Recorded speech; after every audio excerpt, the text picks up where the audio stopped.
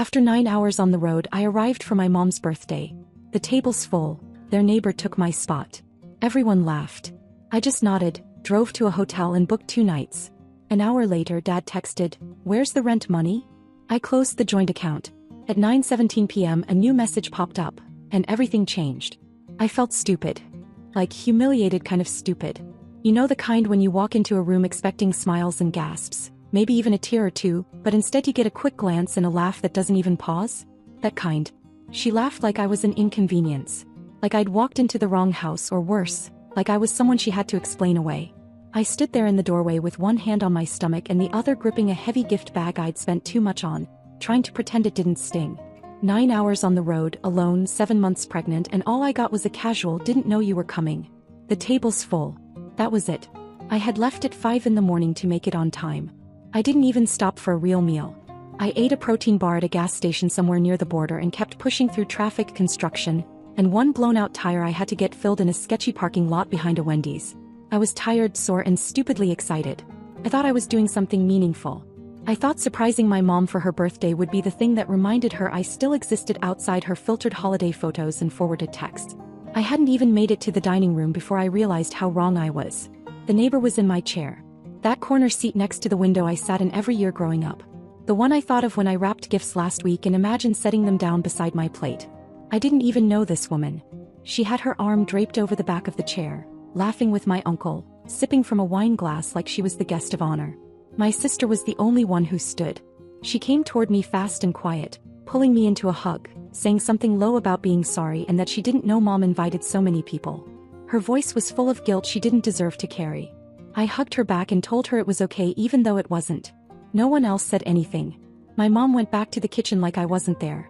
My dad looked at me and nodded like he was checking off a box. No one even asked if I needed to sit. I stood there for another second and then turned around without saying anything. Left the gifts by the coat rack and walked back to my car. Hotel check-in took 10 minutes. I booked 2 nights. I needed a shower, a bed, and space. Not from the noise, from the realization that my mom never really wanted me there. Maybe never wanted me, period. I ordered room service and stared at the TV without really watching it. Then my phone buzzed.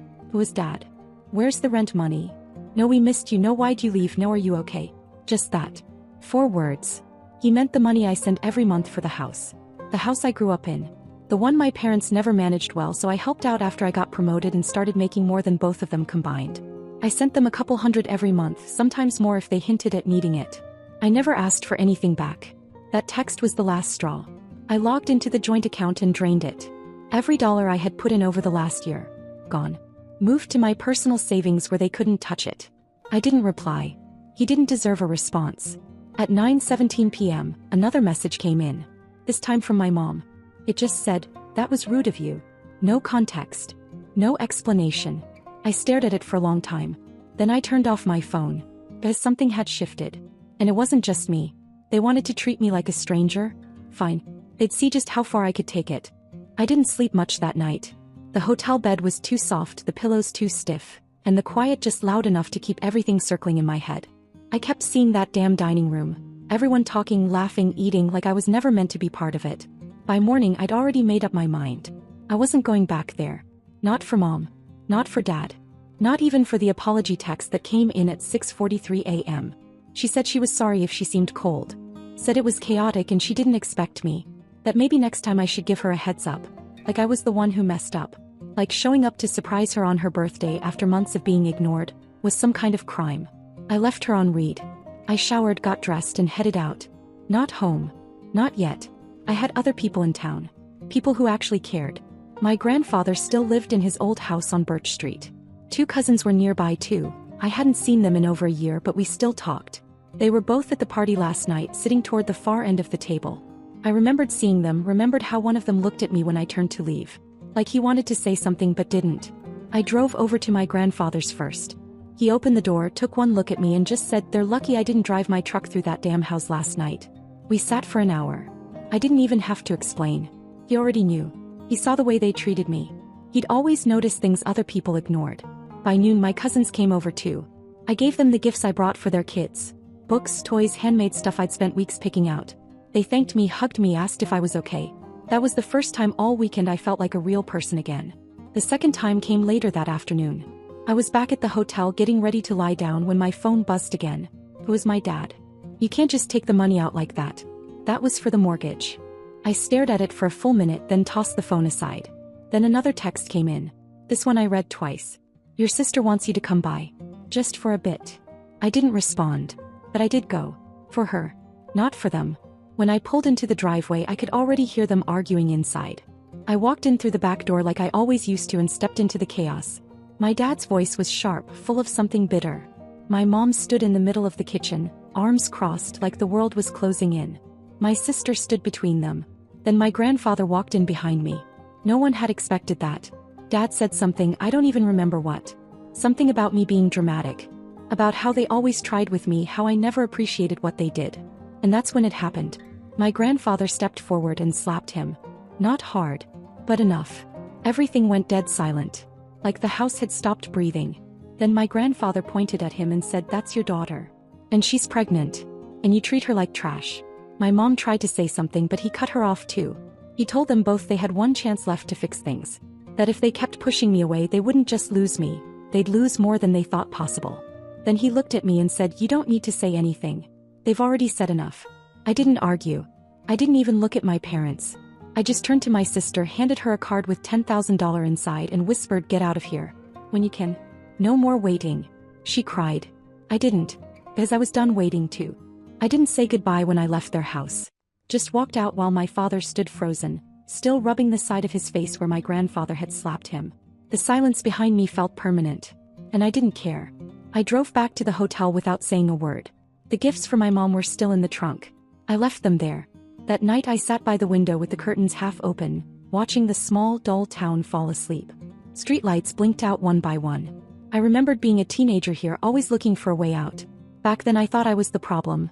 That maybe if I just tried harder, stayed quieter, got better grades, helped more around the house, they'd love me the way they were supposed to.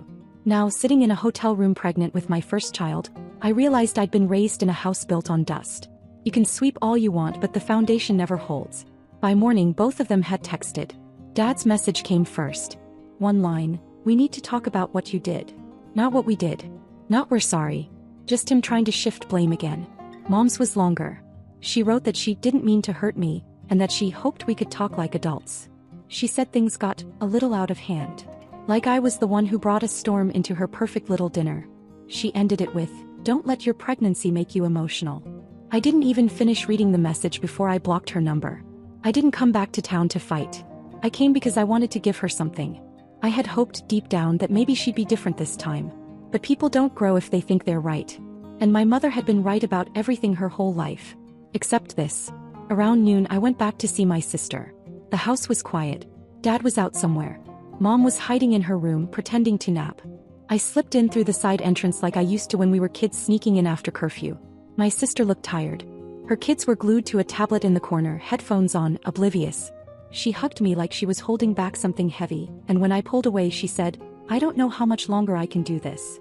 I handed her the card I'd prepared the night before. Inside was a check, $10,000. She stared at it, mouth slightly open, eyes already welling up. She shook her head like she couldn't accept it.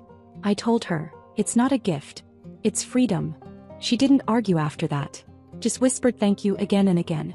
I told her to wait for the right moment, not to rush. But when it came, she needed to be ready. The application papers for a 2-bedroom were already in her email. I'd called the complex that morning. First month's rent was covered. All she had to do was sign. I said goodbye to the kids, gave them their presents properly, and promised we'd visit soon. I didn't stay long. Back at the hotel I found my grandfather sitting outside in his truck. He was waiting for me. He held out a manila envelope. Inside were the original documents for the car he'd given my parents years ago. It was never legally transferred. They just used it and assumed that meant it was theirs. He said, "If they don't stop this nonsense, I'm taking back everything I ever gave them." We drove together. My grandfather knocked, and when my dad opened the door he didn't even look surprised. He looked resigned. Like he'd known this was coming for a while but still believed he'd be able to talk his way out of it. Not this time. My grandfather didn't yell. Didn't rant. He just told them flat out, "This is your last chance. You either treat Jessica and her sister with the respect they deserve, or you lose every piece of help I've ever given you. Including the car." My mom started to say something about how it was all misunderstood and blown out of proportion. He cut her off with a look. I watched you humiliate your daughter. In front of everyone. While she's carrying a child. I don't care what excuses you think you have. When we left, my dad didn't say a word. My mom stood by the window watching us go, still holding on to the illusion that everything could be salvaged with one more guilt trip. He was wrong. Back at the hotel, I packed my bags. My 2 nights were up, but I didn't feel like I was leaving. It felt more like I'd finished something. Like a chapter had finally ended that had gone on way too long. Before driving out, I stopped one last time at my sister's. She hugged me before I even got out of the car. She said, "I don't know how I'll ever repay you." I told her she already had. Just by surviving that house as long as she did. And when I pulled out of the driveway and headed toward the highway, I felt lighter. Not because I was escaping, but because I had finally, quietly, taken back something they stole from me a long time ago. My power. I'd barely made it an hour outside of town when my phone lit up again. Blocked numbers don't stay blocked for long when people are desperate. This time it was an email. Subject line, "Let's not end things this way." From my mother. I deleted it without opening. 15 minutes later, another email. This one from my dad. One sentence bolded like it was a command. "We're having dinner tonight. Just us." Felt like a setup. But part of me, the tired, still slightly hopeful part, thought maybe, just maybe, they were going to try. Maybe not to apologize fully, but to own a piece of what they'd done.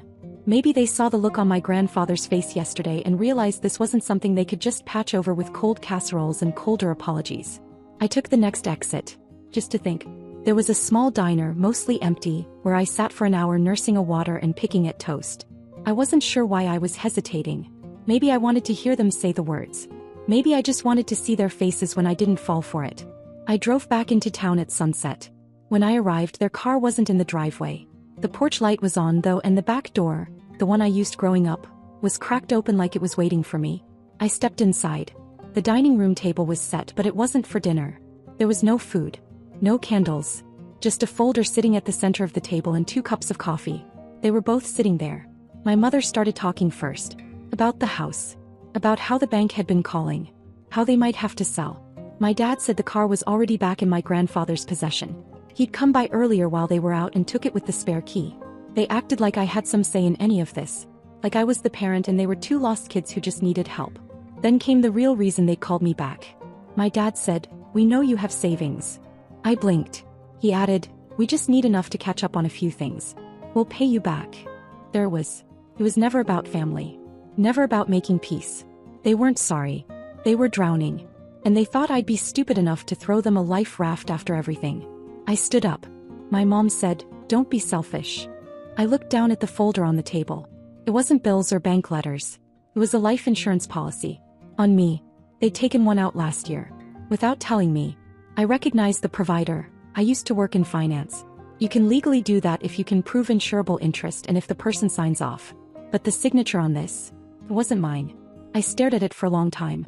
My hands didn't shake, but my entire body went cold. They said it was just a precaution, something people did all the time. I walked out without a word. Called my husband from the car. Told him everything.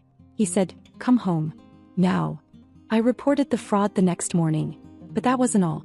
Because what they didn't know, what they couldn't have predicted, was that I wasn't just visiting this weekend. I'd been house hunting. Quietly. In that same town. In secret. I hadn't told anyone, not even my sister. And that very afternoon, I put in an offer on a 3-bedroom 5 miles from my grandfather's. It was accepted within hours. Because if they wanted to play dirty, I was ready. But this time I'd be the one writing the rules. I didn't tell anyone about the house, not my sister, not even my grandfather. Not yet. The paperwork needed to clear first. But the moment I wired the down payment, I felt something shift inside me. Like I'd finally stopped looking for space in their lives and started building my own, brick by brick, where they couldn't touch it. By noon the next day, I was already making plans. The house was small, older but solid. Good bones, fenced yard close to a school. The kind of place a single mom with 2 kids could actually breathe. I called the landlord and told him I'd be transferring the lease. Not for me. For my sister. I paid 3 months up front and scheduled the move-in for the following week. Then I picked her up. She looked exhausted. Said mom had been quiet all morning but weirdly polite. Dad was gone. Apparently out looking for work. Which translated to driving around avoiding responsibility. I didn't tell her anything in the car. Just asked if she could take a short ride with me. When we pulled up to the house, she didn't understand. I handed her the keys and said, "You're free." She broke. Full tears, hands over her mouth. She kept shaking her head, saying she couldn't accept it. That it was too much. That she hadn't earned it. I told her, you earned it every single day you kept yourself and your kids sane in that house. This is just overdue. We went inside and walked through every room. The place smelled like fresh paint and possibility. Her youngest found the backyard and ran wild. Her oldest asked if he could paint his room green. It was the first time I'd heard them laugh like that in years. We stood in the empty living room and she whispered, they're going to be furious. I said, let them be. Let them boil in it. But that wasn't the end of it. That evening while she packed, I went back one last time. Not for a scene. For closure. My grandfather came with me. We walked in without knocking. My mother was on the couch, TV on, pretending not to hear us. My dad was back, standing in the kitchen like he'd been waiting. He asked where my sister was. I said she was safe. That was all he needed to know. Then my grandfather, calm as ever, placed an envelope on the table. Inside, a letter from his lawyer formally revoking their access to any future inheritance. The house, the land, the small retirement savings, all rerouted. None of it would touch their hands now. My dad turned red. My mom finally stood and shouted, you're turning the family against us. And for the first time in my life I answered without shaking. Well, you did that all by yourselves. They threatened to call the police. Over what, I don't know. My grandfather said go ahead. I'd love to explain everything to them. Then we left. Outside the air felt lighter. My grandfather looked at me and said I should have done this years ago. I drove back to the hotel, packed my last bag and left town early the next morning. At the gas station outside the city limits my sister called. She said the kids were asleep on a mattress on the living room floor, the boxes stacked neatly by the door. She kept saying thank you like it was a prayer. I told her we were just getting started. Because the house I bought, it wasn't just for visits. I was moving back. Not for them. Never again for them. But for her. For my niece and nephew. And for the baby I was about to bring into this world. Who would grow up surrounded by people who knew how to love properly. I'd lost a mother and a father. But I'd found something better. A new beginning. The first update. 2 weeks after I left, my sister was out. She moved into the new place with the kids, started a part-time job, and every time we talked her voice sounded lighter. She told me the kids didn't cry at night anymore. She didn't either. I didn't realize how bad it had been until it stopped. I hadn't heard a word from our parents. Until a voicemail landed out of nowhere. It was my mom. Different number. Her voice was tired, like she was reading off a script. We don't know where we went wrong. You win. That was it. She really thought this was about winning. The next day a letter came in the mail. My dad's handwriting. No apology, just a laundry list of what they'd done for me growing up. Food, shelter, birthday parties. Like I owed them forever. He ended it with, one day your kid will turn on you too. I tossed it in the trash without reading it twice. Because my daughter will never grow up wondering if she's loved. She'll never feel like she has to earn it. 3 weeks later she was born. Elise. She came into a world where she'd never have to beg to be seen. My sister was in the room. My husband never let go of my hand. My grandfather waited just outside the door like always. We came home to a house full of warmth. No calls. No more letters. They were gone. 2 towns over, someone said. Vanished into the silence they created. And I never looked back. Because I didn't destroy anything. I just stopped pretending. The days after Elise was born felt like waking up from a long, bad dream. My sister and I would sit on the porch after the kids fell asleep, coffee in hand, trading stories we used to keep to ourselves. We talked about our childhood. Not the version our parents told, but the one we actually lived through. And every night when I held my daughter close, I knew the cycle ended with me.